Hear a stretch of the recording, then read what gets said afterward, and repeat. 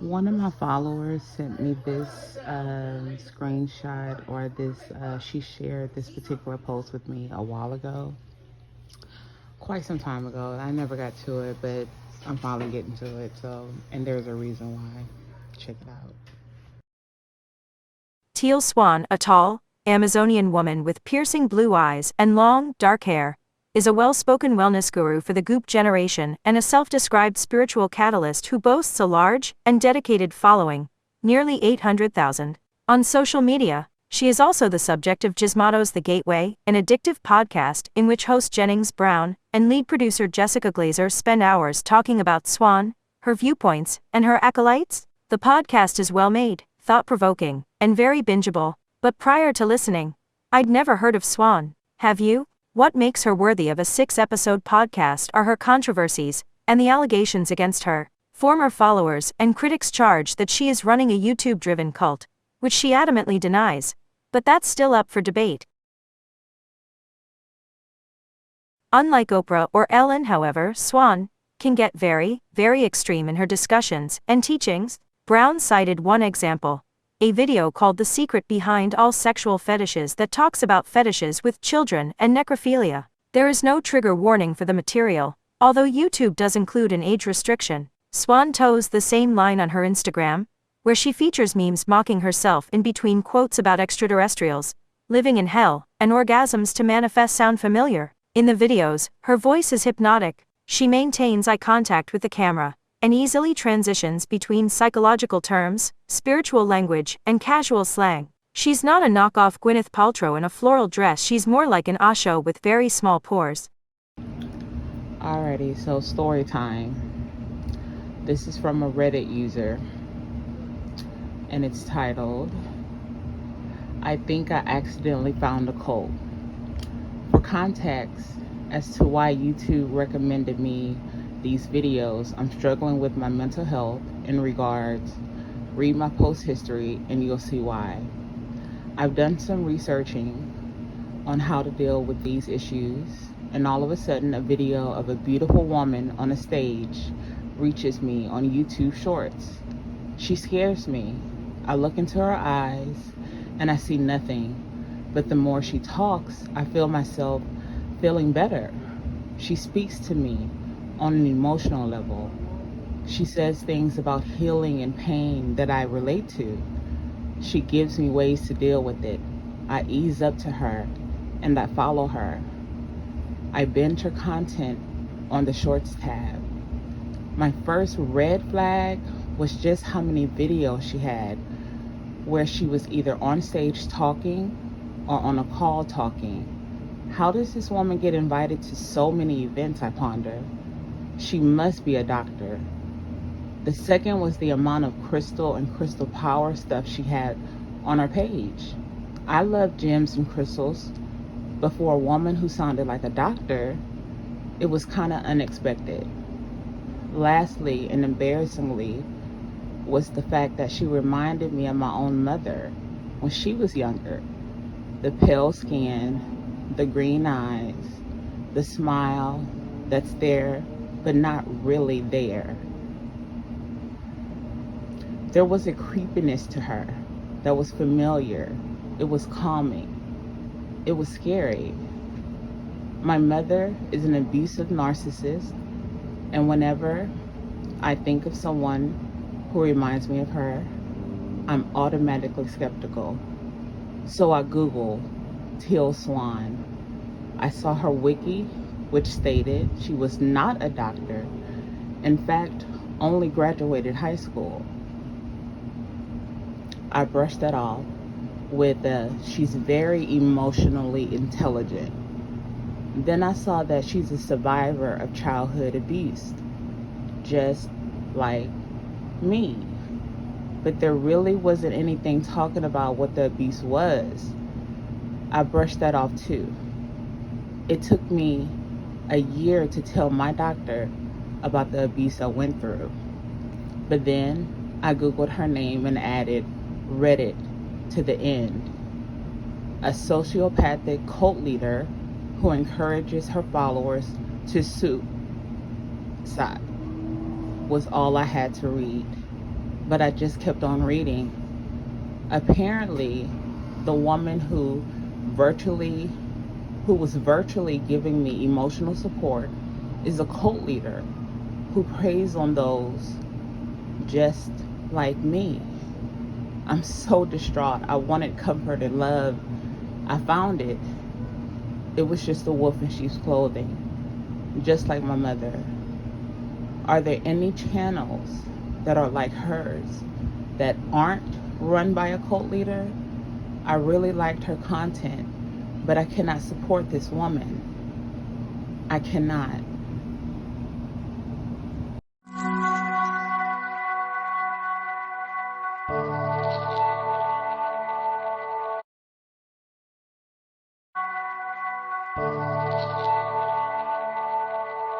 The first episode of the 4-part docuseries that has just been released on Hulu following Teal Swan. And boy, do I have a lot to say about it. Where to begin? Okay.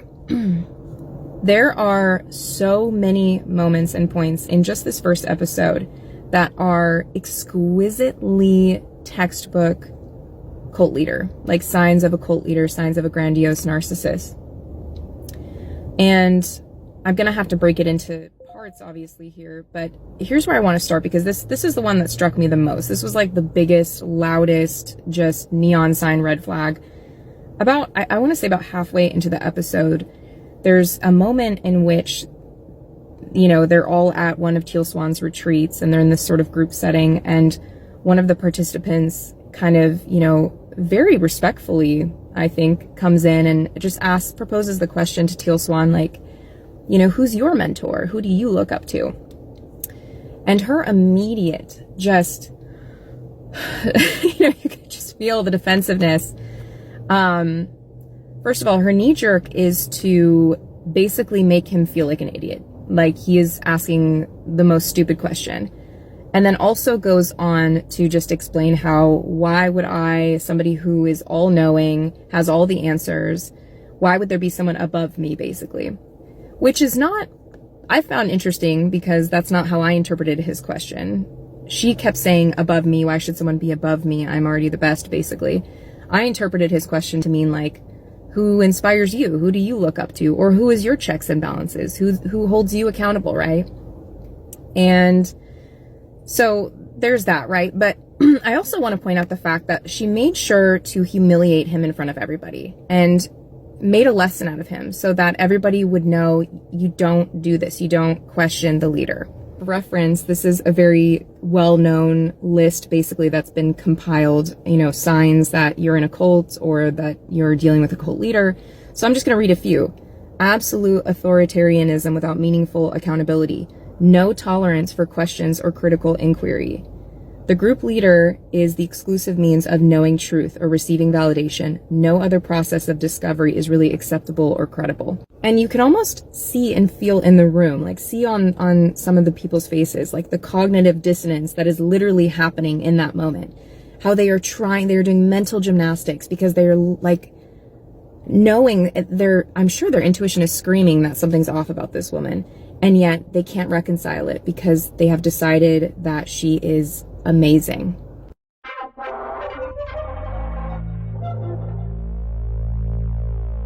He was really friendly, really charming, super handsome.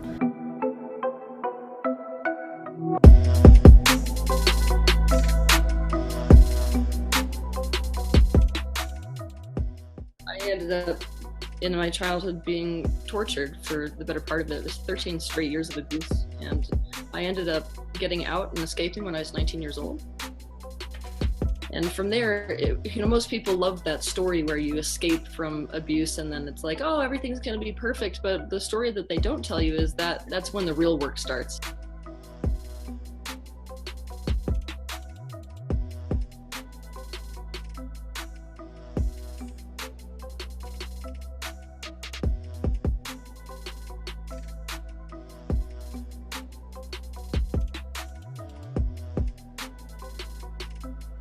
The public eyes are starting to open to the idea that this kind of stuff does actually go on. So I feel like we're actually more ready than ever before.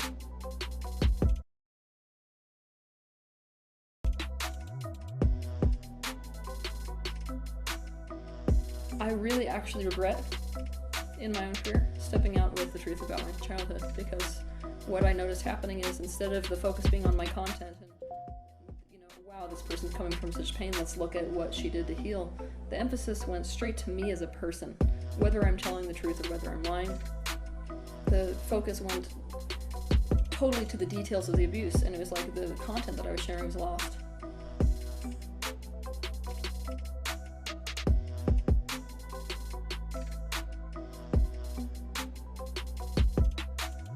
When I was about, I'd say 8 years old, he ended up sewing me into a body and leaving me there for about 12 hours.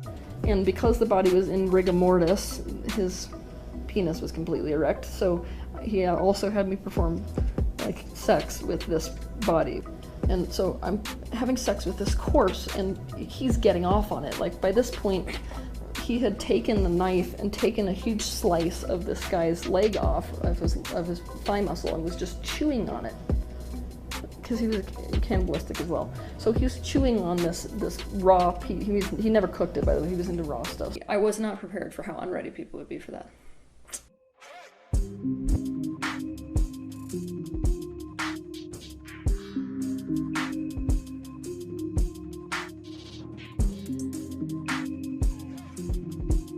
I watched them actually kill children. And that's when we really got into the human sacrifice thing, which is what most people want to interview me about, because that's like so abhorrent, and most people can't even imagine that going on. I was totally naive to the fact that when people listen to these things, these stories about abuse, they're not ready to accept it as reality.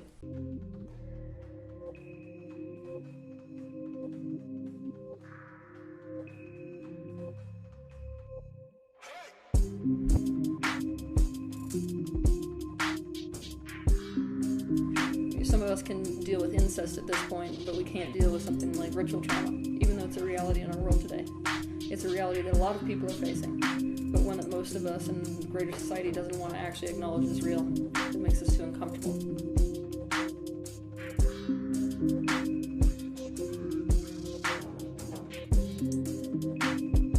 I'm going to stand on the side of the abuser, in fact, and say that this didn't happen. And it's probably the worst thing you could do to an abuse survivor.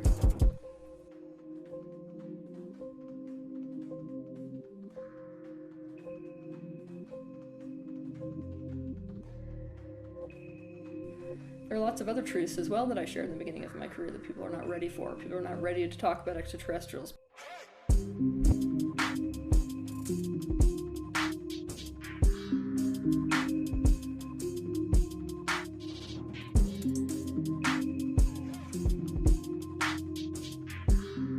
They're not ready to talk about details of reincarnation.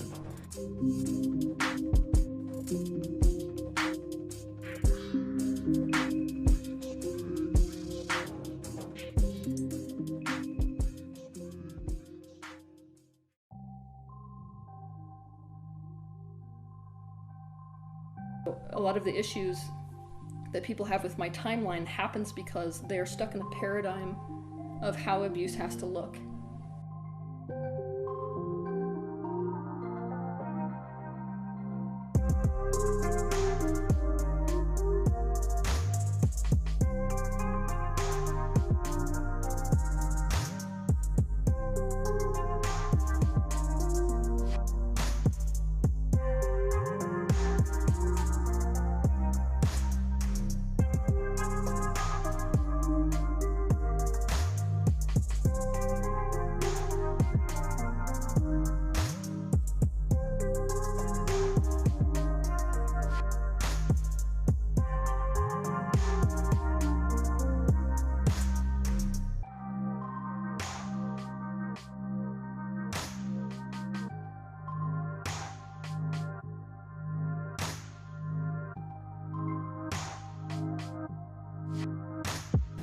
It was just like, I need to go on a trip, which was not allowed. The last time I'd gone on a trip, he actually killed my dog.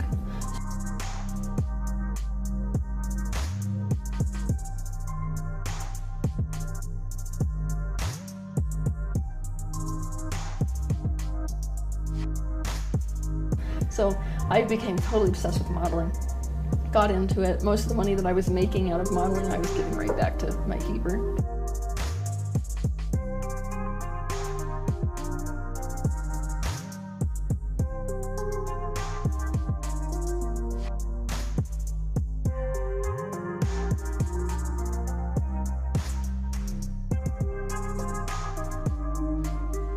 very upstanding, super charismatic, leader-type personality. Most of the people in the society that we were living in saw him as a very, let's say, cutting-edge type of a person, because he was into the alternative field.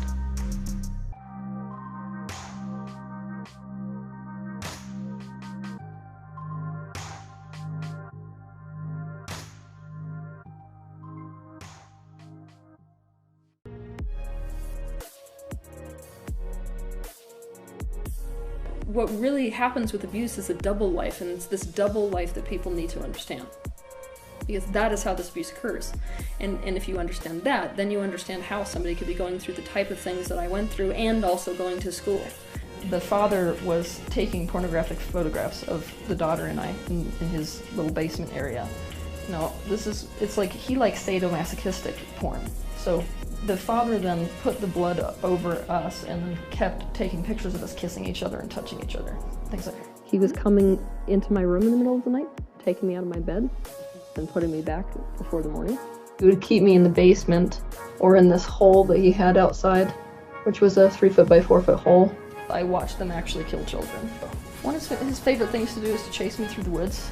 When I was down in that basement, I had no idea whether he was going to do me in or not. I would sit there for hours sometimes hearing his footsteps in the house above, wondering whether today he was going to come down and, you know, cut my arms off with a knife or a chainsaw. How many children did you watch him kill? I can remember, well, him specifically, not the group of 5. So you physically watched him kill 5? Yeah. How many did you witness? Probably 7 over the course of my life, I think. Yeah.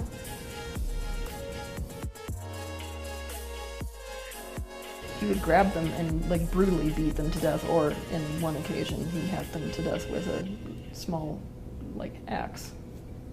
But they ended up doing a ritual with her, and then they just picked her up and put her right down over the top of the fire. So I'm sitting next to this body which was missing its entire bottom jaw because it was a suicide victim.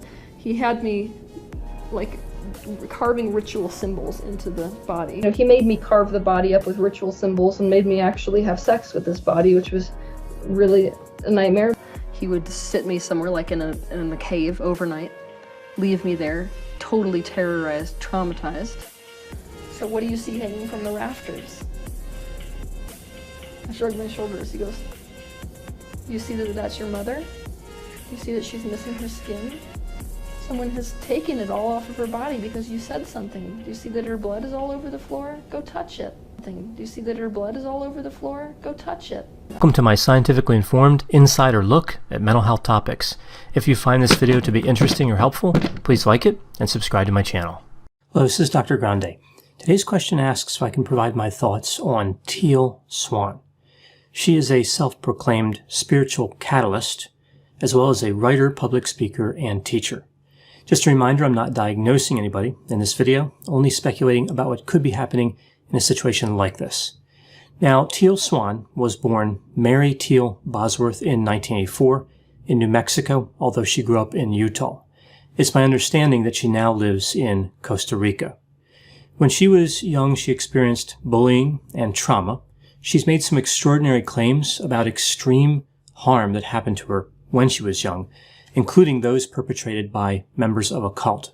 She claims her memories were repressed, but later unlocked by a therapist. She successfully completed high school and would later move on to her career as a spiritual leader. She claims to be special in many ways. She claims to have extrasensory perception. She can see into the future, perceive beings in spiritual realms, travel out of her body, and read people's minds. She says she is not limited to this dimension or time-space reality. So when talking about reality, not limited by is different than disconnected from. She says that she's half human and half alien. She's also said that she is a reincarnation of an Indian guru. She claims that she is a universal mirror, an embodiment of a three-dimensional reflector tool. If you step in front of her, evidently, you can see the truth. She claims her intelligence was tested twice when she was younger. Both scores were over 170 points. So she's claiming to have an IQ above 170.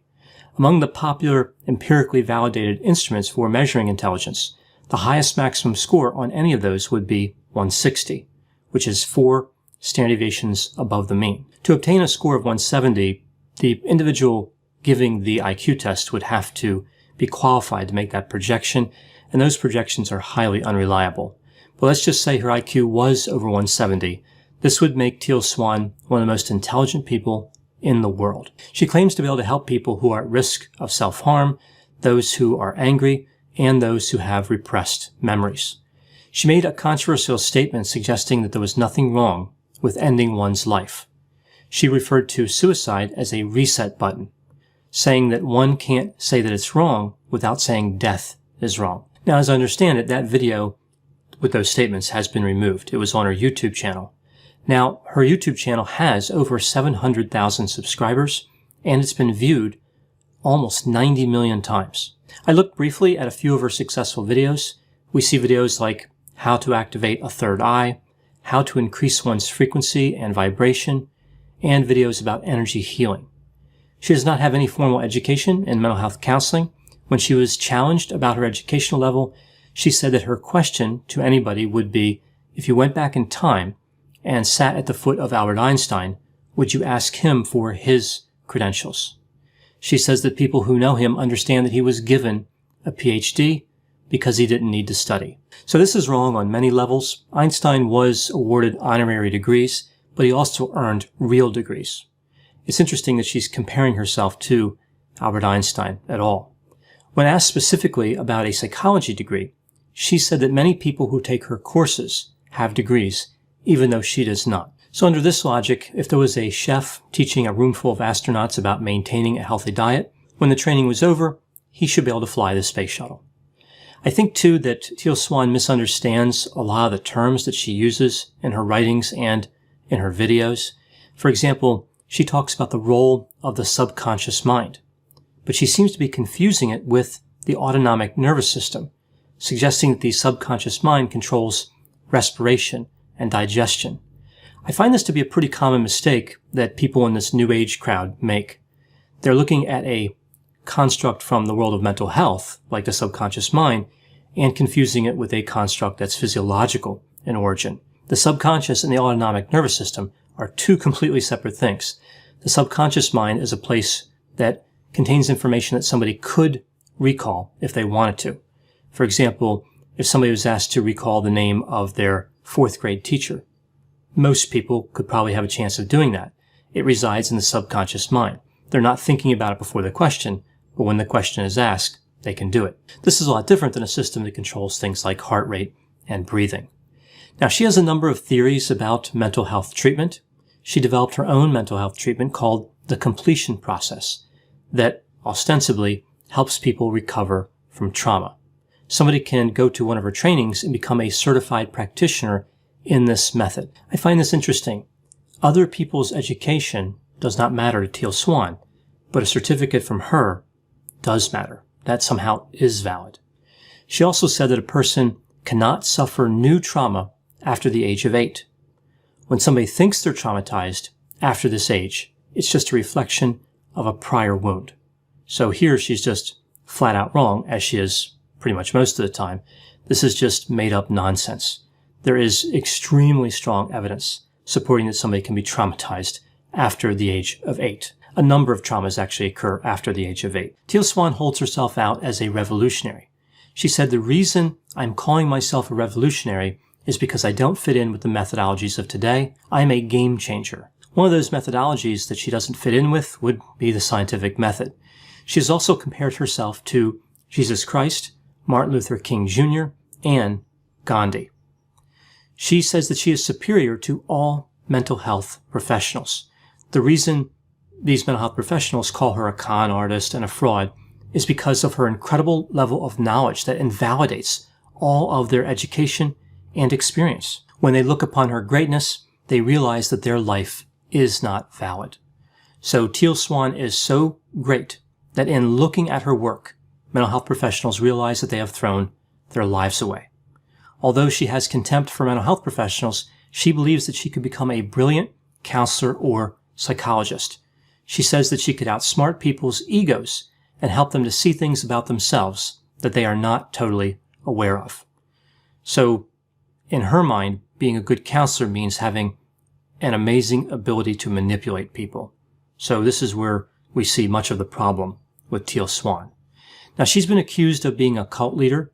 She says that she's aware that the situation that she's in could easily lead to a cult, but her ethics prevent that from happening. Well, that's reassuring. These are the ethics that she undoubtedly made up herself because we know she didn't learn them anywhere else. So what's her mission? What's her goal with this whole public speaking, all these courses, putting out videos, putting out books? Well, she says her goal is, among other things, wealth. She wants to buy countries and build new societies. I feel like buying a planet would be more appropriate for her. After all, she is half alien. She considers her followers part of her army, ready to experience the collective awakening, which probably occurs after the collective giving her all their money. That's usually how cults work. The question with somebody like Teal Swan always comes down to intention. Is she trying to fool people, or does she really believe everything that she says? Well, there's no way for me to know what's going on specifically with Teal Swan, but what could be going on in a situation like this? There are many possibilities. She could really believe all the things that she says. So essentially, she spreads misinformation because she is misinformed. There could be some sort of disconnect from reality, anywhere from mild perceptual disturbances all the way up to delusional thinking. There could be extreme personality traits like narcissism. Now, many people have actually suggested that Teal Swan is narcissistic. She has actually addressed this characterization. She says, "I'm an empath. It's impossible to be an empath and a narcissist at the same time." Not only is this untrue, one could argue that she's really not demonstrating empathy, but rather simply manipulating people. Now, narcissism has a few different characteristics. Some may align with some of her behaviors. Let's take a look at a few that could align. Manipulation, as I mentioned, she's giving mental health advice to people when she has no idea what she's doing, and she says she's a master at mental chess, playing mind games with people. Then we see potentially superficial charm. She makes a good initial impression, but after listening to her for a minute, she really makes no sense. I really find it a struggle to listen to her talk, right? So if it gets past 2 or 3 seconds, the narrative already becomes kind of meaningless, directionless, and it's just a struggle to pay attention to her. We see some behavior that aligns with overconfidence. She is very sure of herself, whether she's saying something true or false. We see this idea of believing oneself to be special or unique. This one would align with many of the things that she has said, and fantasies of incredible power or success. She wants to become so wealthy she can buy entire countries. Even most people with extreme fantasies don't believe they will ever be able to buy countries, right? So that's out of the realm of thinking even for people that have grandiose plans.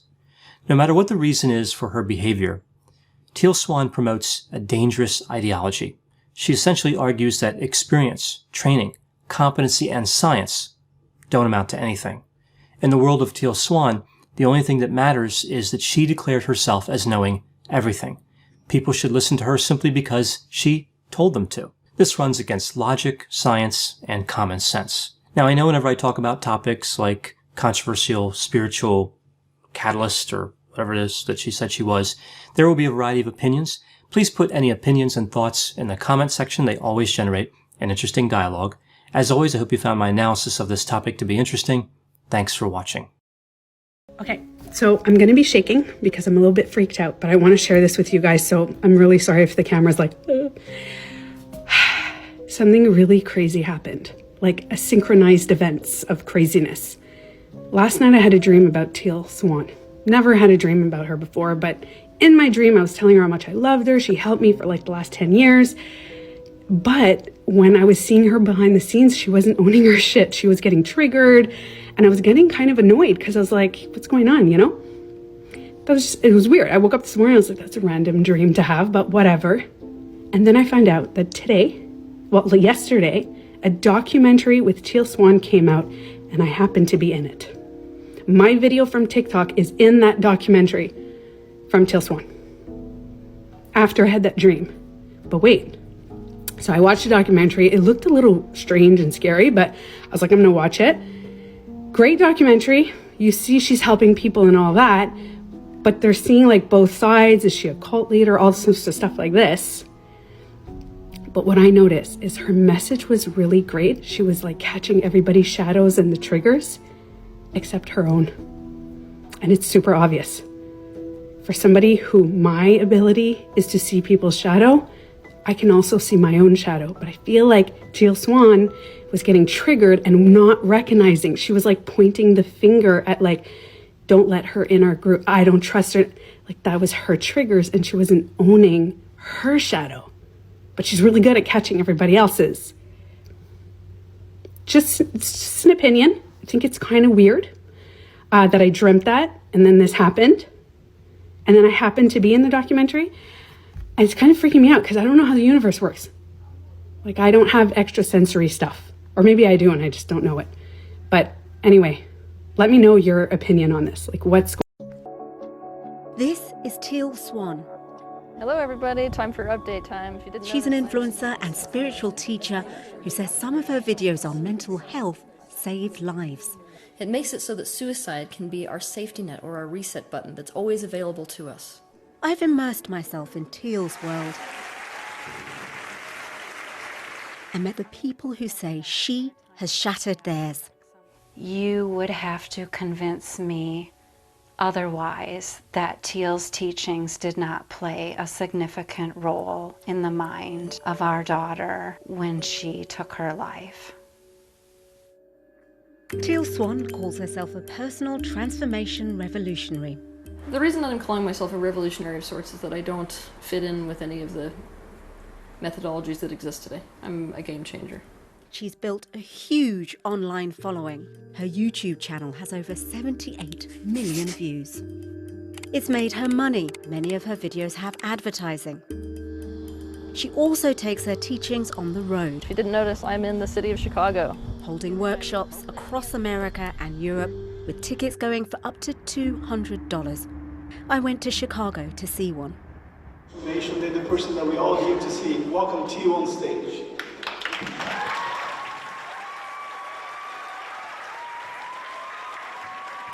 So it's just the start of the evening with Teal, and I've been told that it's likely to last around 6 hours. And during that time, Teal will read the room and select people to come up on stage and basically tell them what she thinks is happening in their lives. How about that? Whoa. But before she does that, an exercise. The first thing that I want you to do is to close your eyes. Okay, I want you to imagine that you changed nothing about your life. Absolutely nothing. Nothing at all. Now see yourself in 2 years. Now go 15 years. Now we're going to do something interesting. We're going to go to your deathbed. She says the point of doing this is to reflect on whether we're living our best lives. But Teal's been accused of being preoccupied with death and suicide in particular. She says she's helping destigmatize difficult topics. What's happening when I'm talking in my video series about all of these like very vulnerable, very deep, intimate subjects is that people feel as if somebody sees them, somebody gets me, somebody's giving me some real answers here. Who's feeling brave next? I really believe in what Teal is doing. I think she's changing the world. I wanted to see if this person was like an actual, real deal, like genius. She seems like she's very open-minded and exceptionally perceptive. For many, it's Teal's videos that have drawn them here. Videos like this. What suicide is pushing the reset button. It's not a good or bad decision in and of itself. You cannot say that suicide is wrong without also saying that death is wrong. She says viewing suicide as an option allows people to set the idea aside and focus on feeling better. Teal insists she's helping people, and some of her advice is mainstream. What can I do in these 5 minutes that makes me feel a tiny bit better? You have to express the way you feel in any way that calls to you. Some people prefer to sing, some people prefer to yell it out. It is so incredibly critical to involve other people in that particular process. Teal believes in reincarnation. In one exercise, she tells viewers to imagine their deaths. So let yourself physically give up on life by falling on the floor. According to Teal, this will make people see that there's nowhere to go from death but back to life. So why leave? In a Google video search on terms related to suicide, that film came up as one of the top results with more than 230,000 views. I wanted to know if any of what she's saying could be harmful. When she said, visualize yourself, how you're going to kill yourself, I think that's the most problematic of many of the things that she said that are problematic, because she is telling you to rehearse your suicide. She's got these ideas that in her mind are only helpful, but for others could be really dangerous. But Teal contests this. Rehearsing, which is suicidal ideation, right, is a subconscious process. If you make that process conscious, then you can go to a different place with it. She says this will result in a more positive outcome. Teal has a closed Facebook group with more than 27,000 members. I joined it and saw dozens of posts from people saying they felt suicidal. We know of 2 such people who went on to take their lives. One of them was this 18-year-old. Her mum says she was a talented artist. She had a gift for lighting. Drawing on paper and online. Eyes were always extraordinary. I know everybody thinks that maybe their child is an artist, but she really was. She shared this drawing she'd done of Teal in the Facebook group. Later, when she was struggling with a breakup, she posted about a suicide attempt and included a picture of a woman holding her fingers to her head like a gun. In response, one of the group's volunteer moderators referred her to Teal's video, the one that suggests people imagine their deaths. Her mother had no idea she'd been suicidal until 2 weeks later, when she shot herself. Now every day brings reminders. There's the day that your child took their life, and Mother's Day, and there's Father's Day, and some of the most joyous days of your life become some of the most challenged days. After her death, she trawled her daughter's social media and saw her posts on Teal's Facebook group. What did you think of the responses to your daughter's post that she had tried to end her own life? I can't even believe that when you're in a group of people to pass along a video of that nature, that's the tool that you think will help someone when they're in that phase of their life. Well, I believe that there were more than one undercurrent happening in the life of our daughter. You would have to convince me otherwise that Teal's teachings did not play a significant role in the mind of our daughter when she took her life. But when I spoke to Teal in Chicago, she said she's the reason more people haven't taken their lives. What do you say to people who accuse you of encouraging suicide? That's pretty funny. It's really funny to me that you can tell somebody who was suicidal for years, who does videos on what to do if you're suicidal, right? How to pull yourself out of it, and what to do if somebody around you is suicidal. To call them a proponent of suicide is ridiculous. Well, certainly on your Facebook page, there have been at least 2 quite young people that have taken their own lives. I'm not aware of them. If you look at the demographic of people who are interested in my type of material, you're working with an unstable group of people already, a very large following that I have. The fact that I am now responsible for suicide in people who came to me suicidal, that's pretty insane too, to say that towards anyone. We'll never know if anyone who took their life did so because they were influenced by Teal's teachings. And there are people who say that she's helped them when they felt suicidal. Since our interview, Teal's recorded another video on this topic. There's been a lot of confusion and misconception about my stance on suicide. To be crystal clear, I'm against suicide. Later, in a statement, Teal told us that any suicide is a tragedy and we send our deepest condolences to this young woman's family.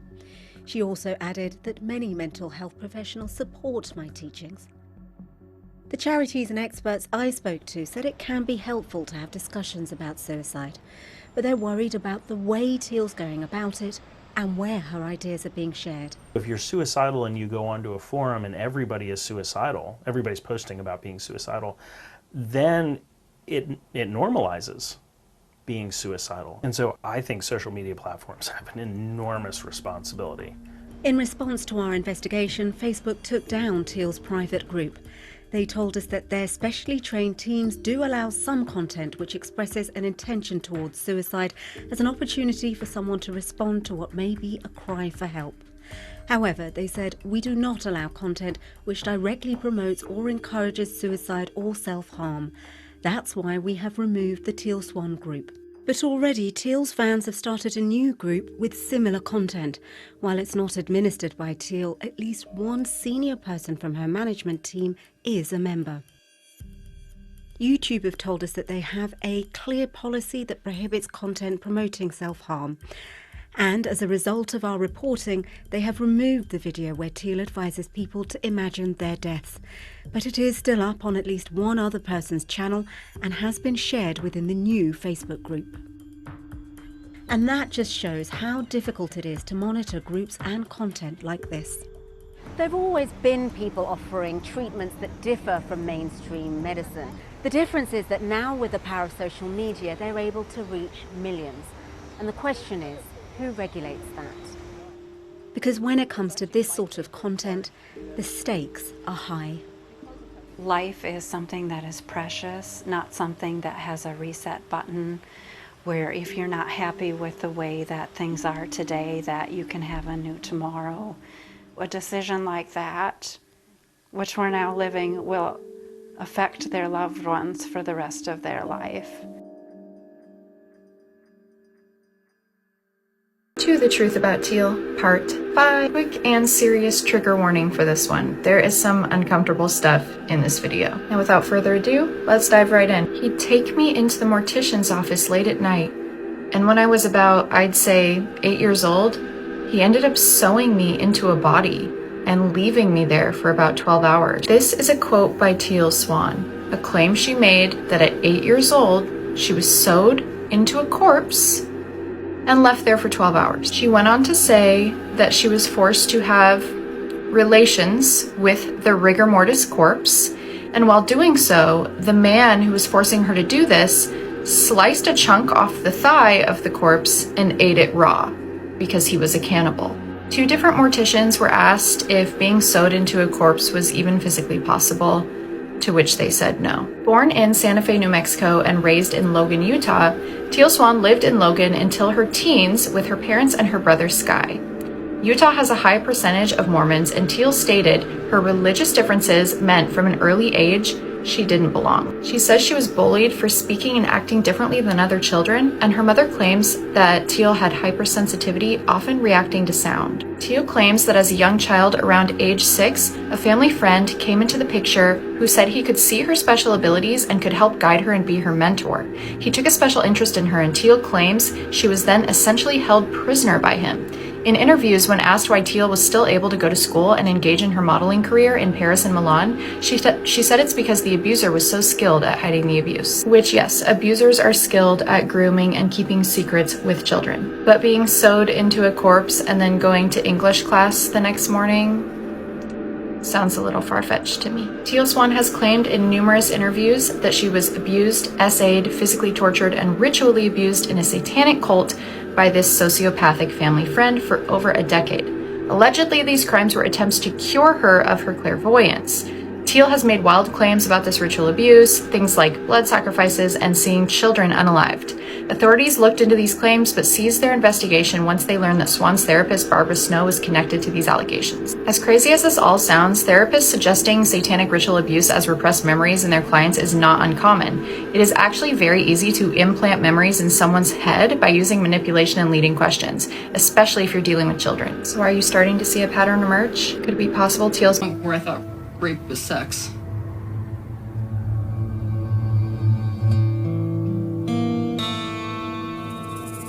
I put tattoos over all of my major scars so I could own my body again.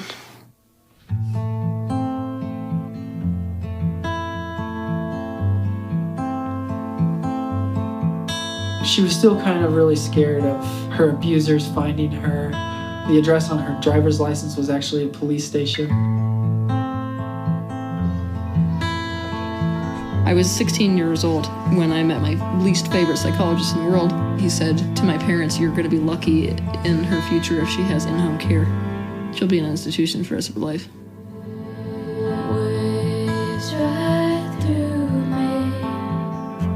In my humble opinion, our mental health system is so broken in this country that really all they've got is a very haphazard way of diagnosing people and then just throwing pills at them.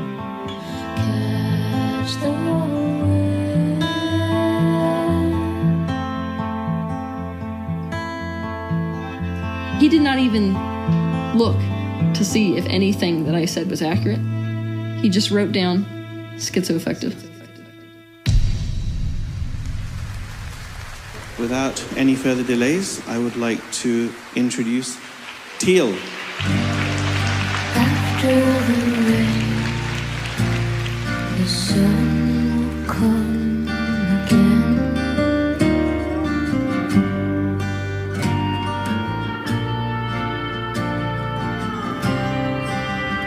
When we were in Chicago, when she picks somebody and then she just sits there and looks at you so matter-of-factly, like you know your question.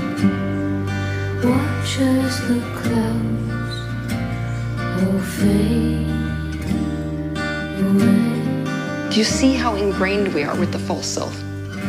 Yeah. The process that I used myself to transcend the pain which I was experiencing is what I now use to help other people and to facilitate group healing. Is it amazing to everyone else? Can I go a step further? Go on then. After the flood, only love remains. From the time of leaving the forces, I've always suffered with PTSD, and it was a complex time. The way Teal come across it just connected straight away. And literally, within about 10 minutes of watching it, it's like lights coming on in my head. I just felt there's like popping going on, and it was getting through to me, and I couldn't believe how I was feeling. And I got to the end of the video and I thought, you know, what's happened?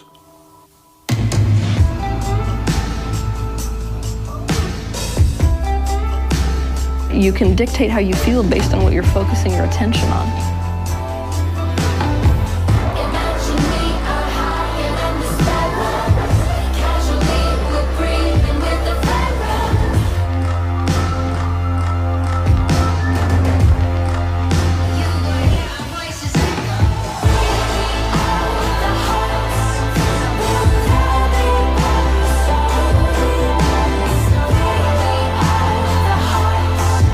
To be authentic means you have to admit to your shadow aspects, not just your light aspects.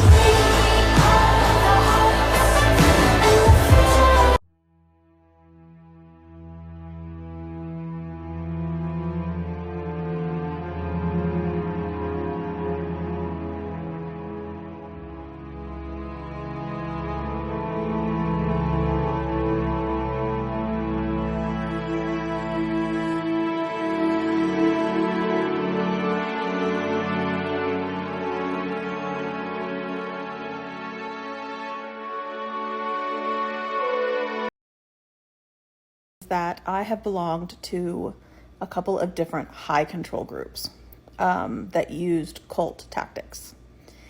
And one of the things that I've never really been able to express until I watched this documentary and I was able to finally like put it into words is that one of the things that happens in a high control group that is like one of the most mindfuckish is when the leader gets to have emotional outbursts and like intense emotive experiences, and every emotion and reactivity that they have is deemed righteous, where any emotional reactivity that you experienced is deemed like unhealthy. It's like you not being awake, you not being healthy. Ding, ding, ding. Dr. Grande, today's question is, can I analyze the Hulu documentary titled The Deep End, which is about the self-proclaimed spiritual guru, Teal Swan? Just a reminder, I'm not diagnosing anybody in this video, only speculating about what could be happening in a situation like this. If you enjoy this video, please like it, subscribe to my channel, and consider supporting me on Patreon. I will put the link to Patreon in the description for this video. First, I'll go through the background of Teal Swan, move to the summary of the documentary, then offer my analysis. Teal Swan was born in Santa Fe, New Mexico on June 16, 1984. She said that her parents were hippies who moved the family to Utah when she was very young. According to Teal, she was different from everybody else. Teal is not limited by time, space, or reality. She is a half-human, half-alien who is the reincarnation of an Indian guru. Teal claims that her IQ score is 170, which is over 4 standard deviations above the mean. Just to put that in perspective, this IQ score is higher than 99.999% of the population. Teal claims to possess all kinds of amazing abilities, including extrasensory perception, out-of-body travel, knowing what people are thinking and feeling, seeing dead relatives, predicting the future, and perceiving objects in the spiritual realm. As a child, her amazing powers had a ripple effect across her community. People there believed that only a man could have spiritual gifts, therefore they thought Teal had to be the devil. Teal said that she was harassed and bullied. She claimed that her parents were afraid and dragged her to see mental health clinicians. Teal said that she was diagnosed with several mental disorders, including schizophrenia, bipolar disorder, and borderline personality disorder. After this, she went to an alternative therapist who treated her. Teal claimed that she was mistreated in terrible ways for almost 13 years and had to participate in cult rituals. She spent much of her time in a pit in the backyard of a criminal offender who used drugs to sedate her. It's worth noting that this alleged offender stated that Teal made everything up. Many of Teal's claims of mistreatment came up when she was working with a therapist. The therapist said that Teal had repressed memories. This is the idea that the brain can secretly hide traumatic memories, which can be magically discovered later. There is no scientific reason to believe that repressed memories are real. This idea has actually led to a number of false accusations and a lot of problems over the course of many years. Teal said that when she was 19, her parents took her to China. People there realized that she was not mentally ill, but rather an incredibly special individual who had amazing gifts. They taught her how to use her abilities. After returning from China, she worked in modeling and pursued a career as a skier, but ultimately decided to be a spiritual guru. In 2012, she started a company to promote her beliefs. Her goal was to make it large and unstoppable. During her career as a spiritual guru, Teal developed her own New Age philosophy and mental health treatment. She has promoted her controversial ideas on social media. At the time making this video, Teal's YouTube channel has about 1.3 million subscribers and is viewed over 5 million times a month. It has been viewed over 150 million times total. Here are a few video titles that I think summarize her channel pretty well. Why You Should Set Boundaries with the Universe, Expert Opinions versus Personal Truth, Healing Relationship Trauma, The Lies That Parents Tell, and When Talking to God, Am I Just Talking to Myself? The title actually has the word then instead of when, but I think that was just a typo. I was thinking that if Teal answered this question for herself, it would be yes, not because there is no God, but more like because she believes she is God. Moving back to Teal Swan's mental health treatment protocol, she developed a program called the completion process, which is supposed to help people recover from trauma. Teal certifies people in this therapy, therefore they can unleash the healing power of the completion process onto others. Teal Swan believes that she is superior to mental health professionals. She's compared herself to Jesus Christ, Martin Luther King Jr., and Gandhi. She wants to be more influential than the Pope. In the documentary, she talked about how there's no one who she looks up to, because she never met anyone with more awareness than she possesses. Teal operates her spiritual guru business out of Utah. To earn money, she conducts seminars based on the completion process, she produces videos, and she sells books, paintings, and other items. Now moving to the summary of the documentary. The documentary starts with Teal living in her compound in Utah with various members of her inner circle. Teal talks about the head of operations for her company, a man named Blake. They were together romantically for about a year. They broke up but remained living together for 16 years. At the beginning of the documentary, Blake is still living with Teal. Teal said that she had 12 or 13 relationships since Blake. 5 of them were marriages. A few different storylines or themes emerged throughout the course of the 4-episode documentary. I have divided them into 5 parts. Number 1, Teal is shown offering what looks to be mental health therapy at various stage events, like in front of a large audience. She works with a few members in what appears to be group therapy, and she works individually with various people. Number 2, Teal is shown talking directly to the camera.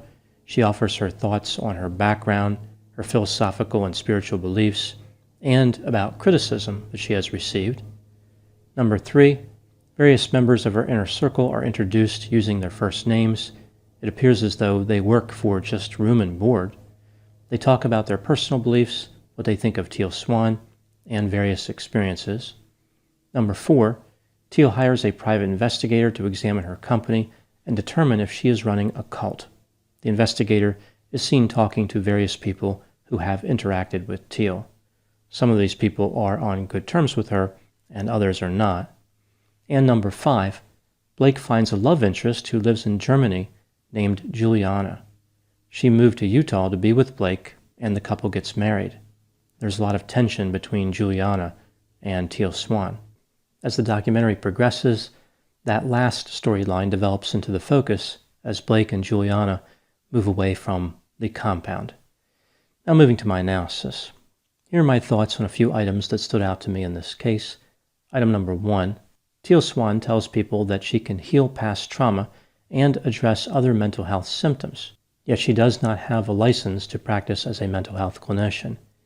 Teal appears to be hiding behind the idea that she's practicing spirituality and not counseling. From looking at the various people who attend her functions, it's clear that some of them could be suffering from serious mental health symptoms. Teal has been criticized for the way she handles a person's desire to bring an end to their own life. She refers to this act as hitting a reset button. She believes that people are reincarnated, so I guess dying is no big deal. In addition, she asks people to imagine themselves going through the act, which is not an accepted way or scientifically supported way to address those concerns. On Teal's website, she has a number of certified practitioners.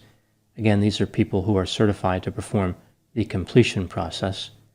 There are many specialties these practitioners claim to be able to treat, including depression, anxiety, panic attacks, burnout, addiction, PTSD, dissociation, anger, eating disorders, cult survivor, insomnia, and fatigue.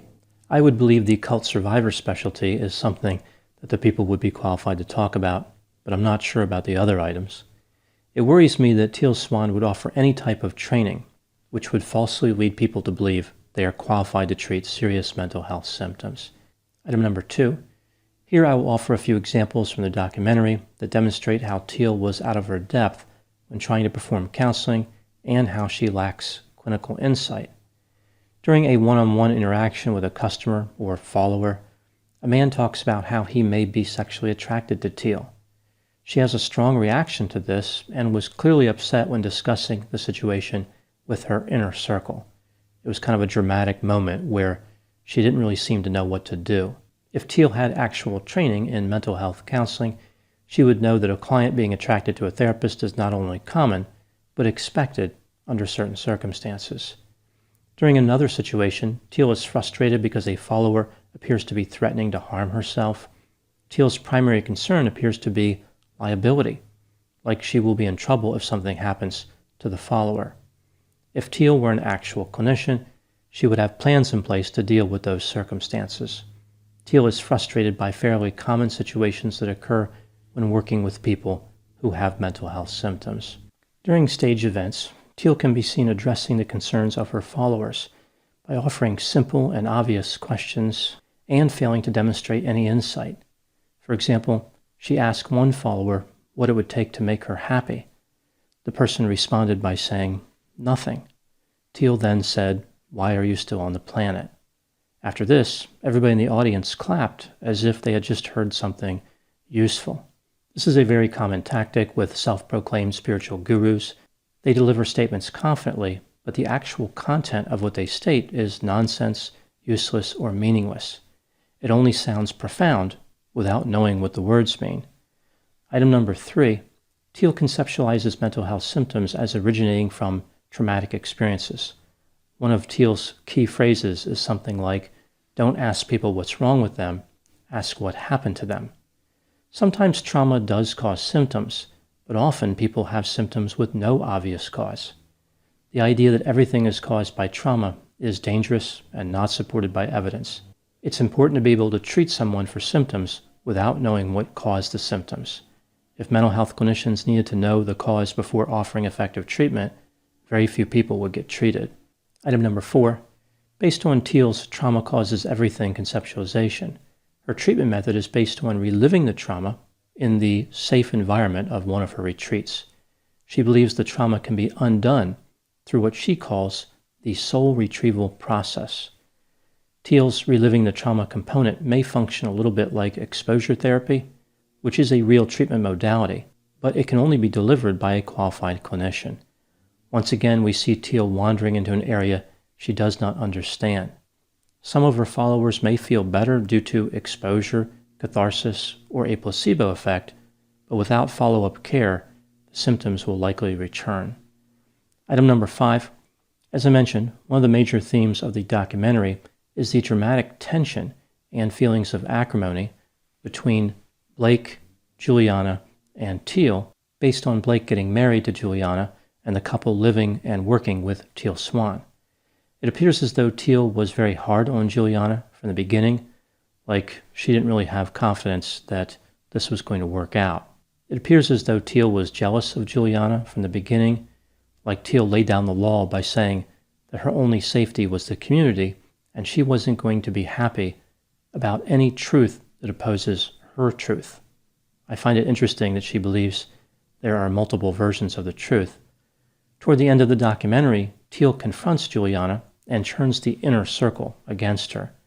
Teal has all the inner circle members say what they think Juliana believes about Teal, which seems like an unnecessary and ridiculous exercise.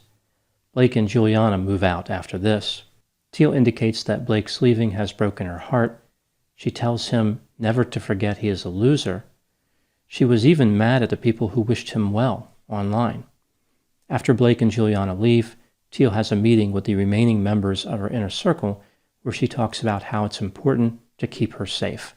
She wants to put a new policy in place which basically says she can reject any member if she doesn't like their partner.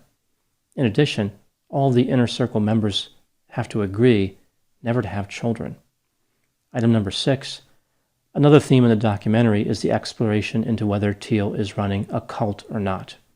Teal is sensitive to the idea that she is running a cult. She believes being portrayed in this way can hurt her financially. Here are my thoughts on this cult idea. Teal engages in some behavior which is consistent with being a cult leader, and other behavior which is not. I will look at each side of this, starting with the evidence that supports the idea that she is a cult leader. Teal had a list of what she called non-negotiables.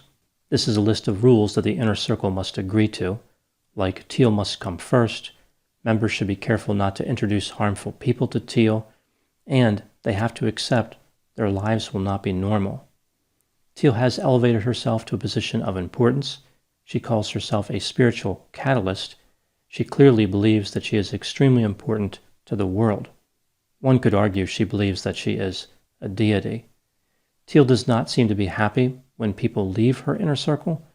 One former inner circle member claimed that when he left, Teal told him there was no hope and he should end his life.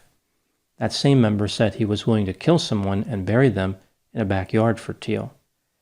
Teal claims to be able to channel dead people, like she can have a dead person inhabit her body and speak to people. There's one scene where Teal has Juliana channel the dead mother of a follower. In reality, nobody was channeling anything except money from the pockets of the followers. Teal is teaching her inner circle members to be deceptive, to pretend to have magical powers. One scene showed Teal complaining about her customers. She wanted to force people to follow her plan. This is not therapeutic at all. Teal was accused of cutting inner circle members off from their families. She denies this in the documentary. Looking at the factors against the idea that Teal was running a cult, Teal clearly invited documentary filmmakers into her compound. Most cult leaders would not be inclined to do this. Teal treats her inner circle members and her followers differently. Her followers attend seminars but do not live in the compound. They do not drop everything to follow Teal. They are not cut off from their family members. Rather, they follow her online and occasionally might attend a retreat. When weighing the evidence, do I think that Teal Swan is running a cult? I think she is not running a cult as far as how she treats her followers, but her behavior toward her inner circle is consistent with a cult leader, like she's running a compact, emotionally charged, and disorganized cult. If Teal's cult was a soft drink, it would be named Cult Light. Now moving to my final thoughts. Throughout the documentary, Teal Swan is defensive, smug, overly confident, volatile, self-centered, vindictive, and arrogant. Teal said that her followers believe that they have nothing else to lose. Teal's haphazard approach to helping them suggests that she is trying to prove them wrong. They definitely have something else to lose. A few things, in fact, namely their time, money, common sense, and dignity. Those are my thoughts on the documentary, The Deep End. Please put any opinions and thoughts in the comments section. They always generate an interesting dialogue. As always, I hope you found my analysis on this topic to be as intriguing as